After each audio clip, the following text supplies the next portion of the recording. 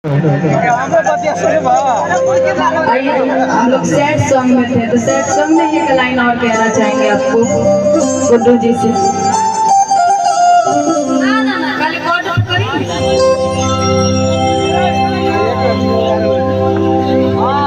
ये दुनिया हमके सतावता, ए गुड्डू जी कहे तुहरा समझ में ना आवता, चोरी नहीं इधर ताके। ये दुनिया हमके सतावता, कहे तुहरा समझ में ना आवता, कि हमके बिजली के तार से सतावल गइल बा, कि हमके बिजली के तार से सतावल गइल बा, कि हम पागल नइखे अब पागल बनावल गइल। ई दुनिया हमके सतावता, तोहरा समझ में न आवता,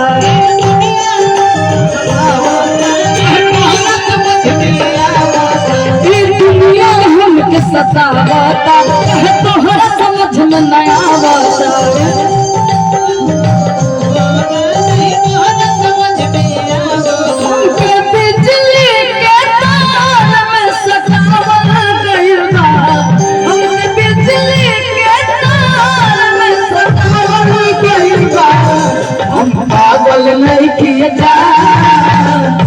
पागल बनावल गइल बा, पागल नहीं किए जा, पागल बनावल गइल बा।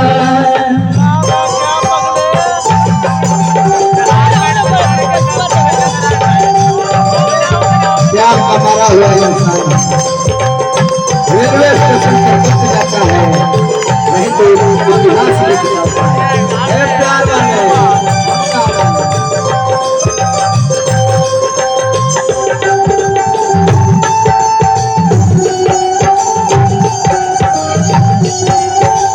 प्यार के बहुत बड़ा दुश्मन अंदर जादू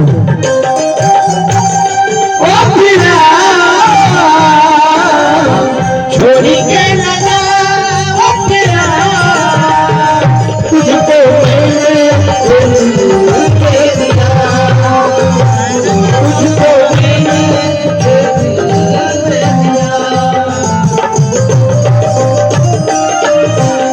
पागल बनावल गइल बा, पागल नहीं किए जा, पागल बनावल गइल बा।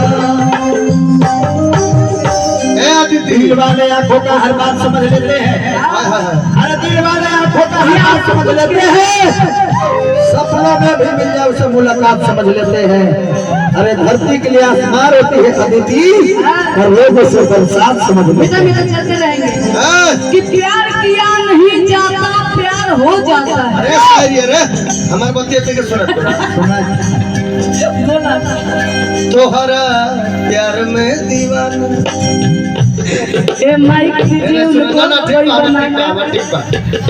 ए तोहरा प्यार में दीवाना, इशारा भी हो गई, तोहरा प्यार में दीवाना, इशारा भी हो गई। पहले बाबू सोना कहलो,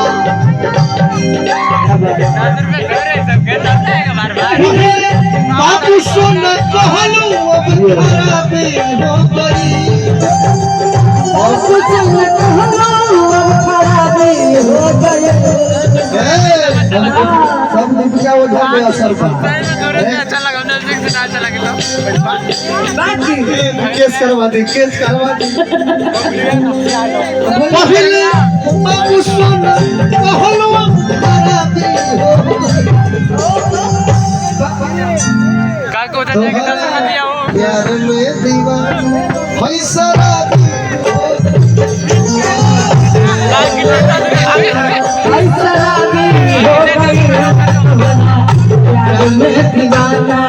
है शराबी हो गई। बाकी यही नाम एक लाइन कहीं हार हो गया बतानी तब गोरी हम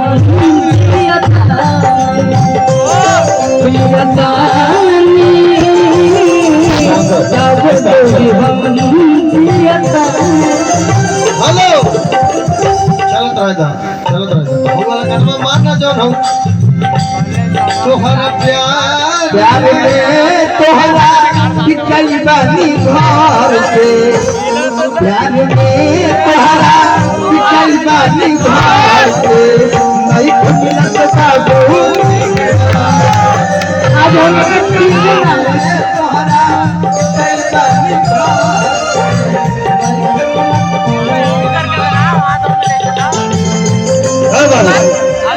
जैसे तुम गाते वैसे गाओ छोड़ाओ नहीं।